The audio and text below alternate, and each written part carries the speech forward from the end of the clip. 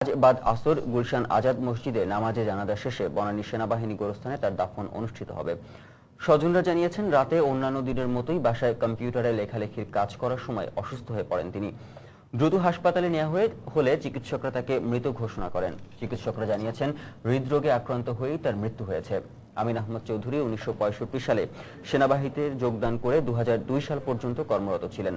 1971 সালে মুক্তিযুদ্ধের সময় তিনি 9 নম্বর সেক্টরে যুদ্ধ করেন। মুক্তিযুদ্ধে অসামান্য বীরত্বের কারণে তাকে পরবর্তীতে বীর বিক্রম উপাধি দেওয়া হয়। সর্বশেষ তিনি ওমানের রাষ্ট্রদূত হিসেবে দায়িত্ব পালন করেন। রাজধানীর রামপুরে এক তরুণীর রহস্যজনকভাবে মৃত্যু হয়েছে। পুলিশ জানায়, রামপুরা টেলিভিশন ভবন এলাকায় ফারহানা ইয়াসমিন রুম্পা নামের ওই তরুণী তার বাবা মার সাথে বসবাস করতেন। শুক্রবার বিকেলে মেয়েটি বাসায় একা ছিলেন। রাতে বাবা শাহ আলম শামীম ডেকে কারো সাড়া না পেয়ে দরজা খুলে জানলার গ্রিলের সাথে রুম্পার ঝুলন্ত লাশ দেখতে পান।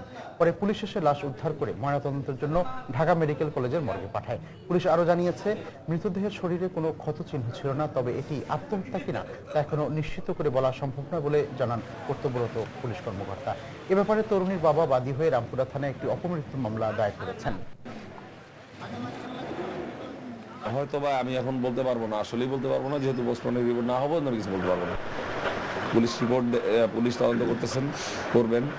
পোস্টমর্টম রিপোর্ট আসুক, পোস্টমর্টমই বলবে আত্মহত্যা নাকি হত্যা।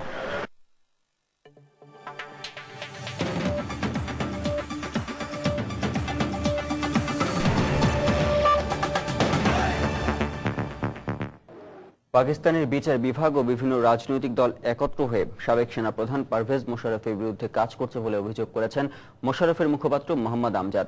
শুক্রবার পাকিস্তানের আদালত মোশাররফকে গৃহবন্দী রাখার নির্দেশ দেওয়ার কয়েক ঘন্টা পরেই তাকে পুলিশ হেফাজতে নিয়ে যাওয়া হয়।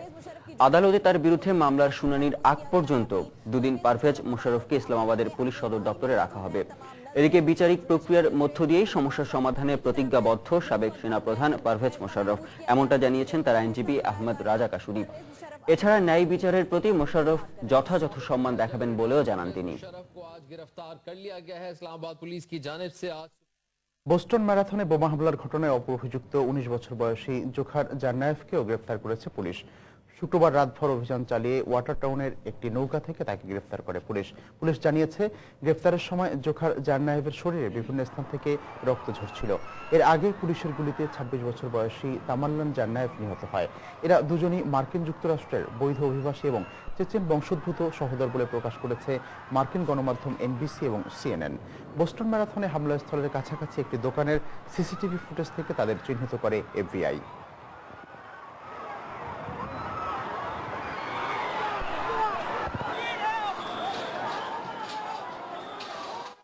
এদিকে লন্ডনে ম্যারাথন দৌড় প্রতিযোগিতা উপলক্ষে নিরাপত্তা ব্যবস্থা জোরদারের কথা জানিয়েছে কর্তৃপক্ষ।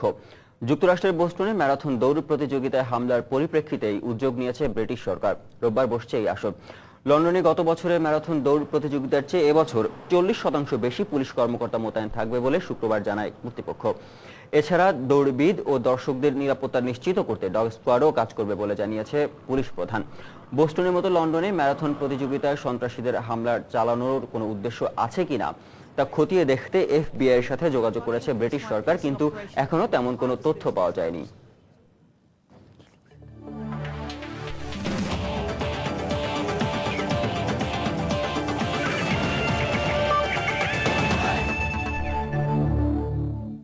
জমকালো সব আয়োজন নিয়ে আজ পর্দা উঠছে বাংলাদেশ গেমসের 8ম আসরের।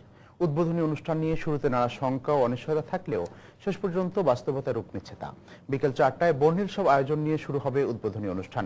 প্রধানমন্ত্রী শেখ হাসিনার উদ্বোধনের পর থাকছে নানা সাংস্কৃতিক অনুষ্ঠান, আর জমকালো আতশবাজি দিয়ে শেষ হবে এই উদ্বোধনী আয়োজন। নানা বর্ণিল আয়োজন আর দেশীয় ঐতিহ্যের পসরা সাজিয়ে প্রস্তুত পুরো বঙ্গবন্ধু স্টেডিয়াম। বাংলাদেশ গেমসের উদ্বোধনী আয়োজনে আরো নতুন রং ছড়াতে এতটুকু কার্পণ্য নেই কারো। 11 বছর পর এই আয়োজন, তার শুরুটা যদি সাড়ম্বর না হয় তবে কি চলে? বিশাল বাজেটের এই আয়োজনে নানা চমক রেখেছে আয়োজকরা। শুরুটা হবে ডিজে রাহাত ও জেনিফারের পারফরমেন্সের মধ্য দিয়ে দর্শকদের মাতিয়ে রাখতে। এরপর থাকছে 3 বাহিনীর ব্যান্ড ডিসপ্লে। সন্ধ্যায় প্রধানমন্ত্রী শেখ হাসিনা আসার পর শুরু হবে উদ্বোধনী অনুষ্ঠানের মূল পর্ব। শুরুতেই ডিজিটাল বোর্ডে স্বাক্ষরের মাধ্যমে গেমসের উদ্বোধন করবেন প্রধানমন্ত্রী। তার এই স্বাক্ষর লেজার শোর মাধ্যমে পুরো স্টেডিয়ামে থাকা দর্শকরা দেখতে পারবেন। এ সময় জাতীয় সঙ্গীত পরিবেশন করবেন শিল্পী রেজওয়ানা চৌধুরী বন্যা ও স্বাধীন বাংলা বেতারের শিল্পীরা। তাদের সাথে থাকবেন 100 জন ক্ষুদে শিল্পী। এরপর ক্রীড়াবিদদের মাঠ প্রদক্ষিণের পর তাদের শপথ বাক্য পাঠ করাবেন দ্রুততম মানবীন অ্যাথলিট নাজমুন নাহার বিউটি ও মোহন খান। অনুষ্ঠানটিকে জাঁকজমকপূর্ণ করার জন্য ব্যবহার করা হচ্ছে লাইটিং, সাউন্ড, লেজার। আমাদের একটা সাংস্কৃতিক পর্ব আছে, যে পর্বে গ্রামীণ বাংলা, আমাদের স্বাধীনতায় সবাই একাগ্র চিত্তে অংশগ্রহণের বিষয়টি ফুটে উঠবে। তার পরবর্তীতে খেলা এবং আমাদের যে ঐতিহ্য, সেই জিনিসটাও আমাদের সবকিছুতে ফুটে উঠবে। হৃদয়ে খেলার স্পন্দন, এই স্লোগান নিয়ে শুরু হয় এবারের আসরের মাস্কট কাঠবিড়ালির স্টেডিয়াম প্রদক্ষিণের পর গেমসের মশাল প্রজ্বলন করবেন জুম্মন লুসাই। সব অনিশ্চয়তা ও শঙ্কার বাধা পেরিয়ে আর মাত্র কয়েক ঘন্টা পর শুরু হচ্ছে বাংলাদেশ গেমসের 8ম আসর, যেখানে 2243টি পদকের জন্য লড়বেন 6855 জন ক্রীড়াবিদ। দেশের সবচেয়ে বড় এই ক্রীড়া উৎসব উপভোগের জন্য রইল সবার নিমন্ত্রণ। বঙ্গবন্ধু জাতীয় স্টেডিয়াম থেকে পারভিন আক্তার, সময় সংবাদ, ঢাকা। এর আগে গতকাল প্রজ্বলিত হলো গেমসের মশাল। সাভারে জাতীয় স্মৃতিসৌধে মশালটি প্রজ্বলনের পর শুরু হয় র্যালিটি জাহাঙ্গীরনগর বিশ্ববিদ্যালয় হয়ে গাবতলী দিয়ে ঢাকার আর্মি স্টেডিয়ামে পৌঁছায়। এরপর মশালটি রাখা হয় সেখানে। আজ এখান থেকে বঙ্গবন্ধু স্টেডিয়ামে নিয়ে যাওয়া হবে মশাল।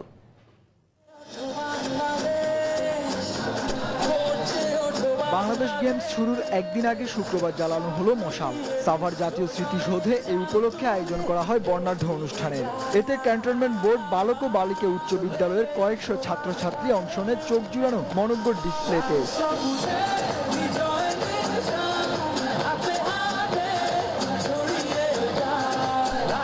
1936 সালের অলিম্পিকে প্রথমবারের মতো প্রজ্বলন করা হয় অলিম্পিক মশালের। এই মশাল মূলত শান্তি, একতা ও বন্ধুত্বের প্রতীক, যার ধারাবাহিকতায় বিশ্বে যেখানে অলিম্পিক গেমসের আদলে প্রতিযোগিতা হয় সেখানেই প্রজ্বলন করা হয় এই মশাল। এ থেকে বাদ যায়নি বাংলাদেশ গেমসও। সাভারের জাতীয় স্মৃতিসৌধ থেকে অ্যাথলিট লাইলানুর ও ইমামুল ইসলাম সেলিমের হাত ধরে শুরু হয় এবারের বাংলাদেশ গেমসের মশাল র্যালি। পরে সেনাবাহিনী সুসজ্জিত মোটরযানে দেশের ক্রীড়াঙ্গনে সাবেক 36 জন অ্যাথলিট মশালটি ধারাবাহিকভাবে বহন করেন। মশালটি জাহাঙ্গীরনগর বিশ্ববিদ্যালয় হয়ে গাবতলী দিয়ে ঢাকার আর্মি স্টেডিয়ামে এসে শেষ হয়। এ সময় রাস্তার দুপাশে হাজারো মানুষ দাঁড়িয়ে অভিবাদন জানায় মশালকে। প্রায় 28 কিলোমিটার ভ্রমণ শেষে মশালটি রাতে এসে পৌঁছায় আর্মি স্টেডিয়ামে। অ্যাথলিটরা পরে মশালটি বহন করে নিয়ে যায় স্টেডিয়ামের ভিতরে। শনিবার এখান থেকেই মশাল নিয়ে যাওয়া হবে বঙ্গবন্ধু জাতীয় স্টেডিয়ামে। তবে গর্বের এই মশাল প্রজ্বলনে আসা অ্যাথলিটদের প্রত্যাশা নিয়মিত যাতে অনুষ্ঠিত হয় এই গেমস। নিয়মিত বাংলাদেশ গেমসটা হোক, এটা আমাদের সব প্লেয়ারের ক্ষেত্রে আমাদের প্রাণের দাবি। সরকারের প্রতি, ফেডারেশনের প্রতি, সবার প্রতি আমার একটা জোর, আমাদের সবার জোর অনুরোধ যেন প্লেয়ারগুলো হারিয়ে না যায়। জ্বলে উঠেছে গেমসের মশাল, মাঠের লড়াইও শুরু হয়ে গেছে এরই মধ্যে।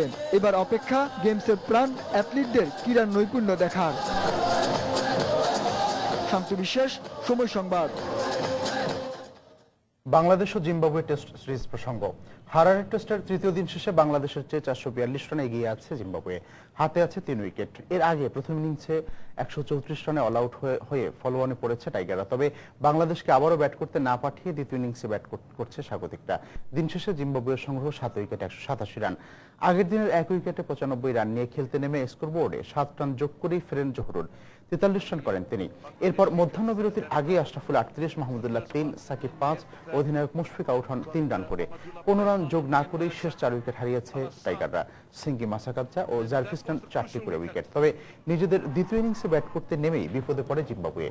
ক্যারিয়ার সেরা বোলিংয়ে 6 উইকেট তুলে নেন রবিউল। তবে হাফ সেঞ্চুরি তুলে নিয়ে চাপ সামাল দেন অধিনায়ক টেইলর। দিন শেষে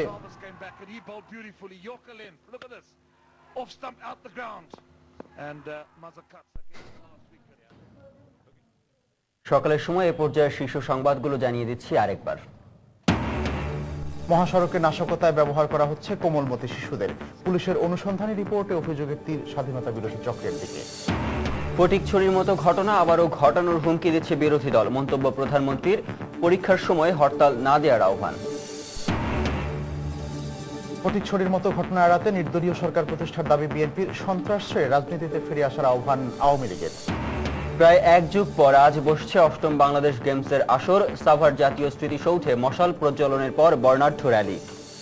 এবং টানা হরতালের কারণে চালের বাজার ছিল অস্থির। গত এক সপ্তাহে রাজশাহী ও সিলেটের দাম কমে আসায় ক্রেতা মনে স্বস্তি। এই ছিল সকালের সময়ে। যে কোনো খবর পেতে ভিজিট করুন সময়নিউজ.টিভি। সঙ্গেই থাকুন।